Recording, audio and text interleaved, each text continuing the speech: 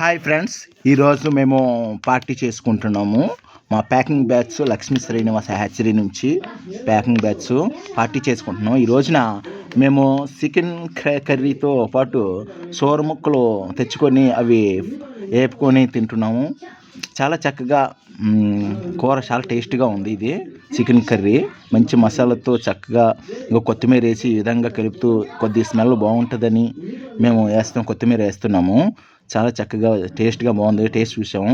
అదేవిధంగా ఫ్రై ముక్కలు అదిగోండి, అవి కూడా కొద్దిగా అందులోని కలిపాము. ఫ్రై చేసిన ముక్కలు కూడా అది చక్కగా చేసుకుని పక్కన పెట్టాము. చికెన్ కర్రీ, సోర ముక్కలు ఫ్రై చేయడం మొత్తం అన్నీ ఈ విధంగా చేసుకున్నాం. లాస్ట్ బిర్యానీ కూడా చేసాం, అది కూడా చూపిస్తాను. ఈ విధంగా చూడండి, చేపలు సోరలో ముక్కలు కోసి అవి వేపి అవి పక్కన పెట్టేస్తున్నాము. బిర్యానీ రైసు ఈ విధంగా బిర్యానీ రైస్ కడిగి శుభ్రంగాను ఈ విధంగా ఇందులోనే చక్కగా మసాలాలు అన్ని టమాటాలు మొత్తం ఆకు చెక్క మొత్తం అన్నీ వేసి ఇంకా అందులోనే వాటర్ నింపి లాస్ట్గాన ఈ రైస్ వేసాము. రైస్ వేసిన తర్వాత అందులో లాస్ట్ బిర్యానీ చిన్న కలరింగ్ రావాలి కదా, ఆ కలరింగ్ రావడానికి లాస్ట్ని ఇంకో కలర్ వేసాము.